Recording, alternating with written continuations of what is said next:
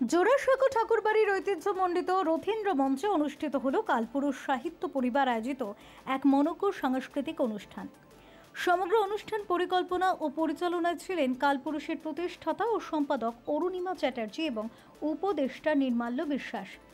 সাহিত্য সংস্কৃতির এই মেলবন্ধন অনুষ্ঠানে বিশিষ্ট অতিথিদের মধ্যে উপস্থিত ছিলেন কবি শ্রী সদ্যজাত, প্রদীপ কুমার আচার্য, বিশ্বনাথ চৌধুরী, সুনীল বণিক, শশীবালা বর্মন অধিকারী। সঙ্গীত শিল্পী জয়িতা বল চ্যাটার্জি তার সুমধুর কণ্ঠে পরিবেশন করেন অনবদ্য 3টি গান। গানগুলির মধ্যে একটি অরুণিমা চ্যাটার্জির কথা ও নির্মাল্য বিশ্বাসের সুরে আমার পান সুপারি জীবন, অন্যটি নির্মাল্য বিশ্বাসের কথা ও সুরে আমার জল থই থই আকাশ। জয়িতার গানের সঙ্গে নৃত্য পরিবেশন করেন শর্মিষ্ঠা রায় ময়ূরাক্ষী। অনুষ্ঠানের অন্যতম আকর্ষণ ছিল পার্থপ্রতিম চট্টোপাধ্যায় ও মলি সিংহ রায়ের একটি মর্মস্পর্শী শ্রুতি নাটক। শর্মিলী বিশ্বাসের নাচে তালে দর্শকেরাও নেচে ওঠেন।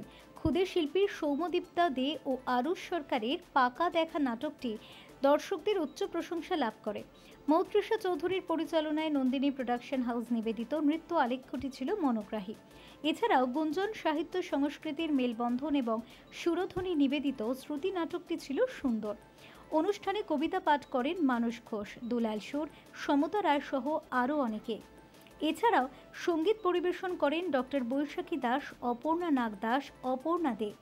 অনুষ্ঠানের সম্মানীয় অতিথিদের মধ্যে উপস্থিত ছিলেন পারমিতা মণ্ডল, অতনু নন্দী, সঞ্জয় সরকার, অরিজিৎ ঘোষ, অর্পিতা কামিল্লা, সুলেখা বিশ্বাস, ইউসুফ মোল্লা, আব্দুল করিম।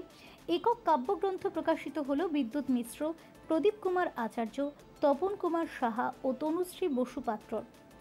কালপুরুষের সুযোগ্য অ্যাডমিনদের মধ্যে সম্মানিত হলেন শঙ্খ শুভ্র চট্টোপাধ্যায়, ফুল গাঙ্গুলি, তৃষা গোস্বামী চ্যাটার্জি, চঞ্চল প্রামাণিক, অপর্ণা নাগ দাস ও সূর্যোদয় রায়। সমগ্র অনুষ্ঠানটি অনিতা রায় মুখার্জি ও রাখি ব্যানার্জির মনোজ্ঞ সঞ্চালনায় সুন্দর হয়ে ওঠে। এই শেষ কথাটা বলার সময় এখনো আসেনি, তবে মর্নিং শোজটা দিয়ে একটা কথা আছে, সেখান থেকে বোঝা যাচ্ছে যে অনুষ্ঠানটা সফলই হচ্ছে। এটি কালপুরুষ সাহিত্য পরিবারের অনুষ্ঠান। আমি নিজেই কালপুরুষের কর্ণধার, তবে এই এত বড় আয়োজনের পেছনে অ্যাডমিন এবং উপদেষ্টা সকলেরই প্রচুর পরিশ্রম, নিষ্ঠা, ভালোবাসা রয়েছে।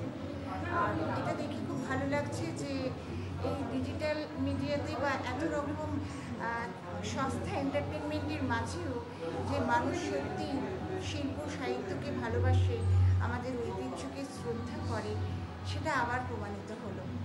এবং আমি বিশ্বাস করি যে সাহিত্য সংস্কৃতি মানে একটি জাতির আত্মা, তার মধ্যেই আমাদের স্বপ্ন, প্রেম, ভালোবাসা, প্রতিবাদ নিহিত থাকে। আজকের অনুষ্ঠান সেই কথাটাই বলবে, এটুকুই বলার ছিল আমার। হ্যাঁ, কি বলবেন, এত সুন্দর একটা মনোজ্ঞ অনুষ্ঠান, সব বয়সের পারফর্মার। হ্যাঁ, খুব ভালো লাগছে।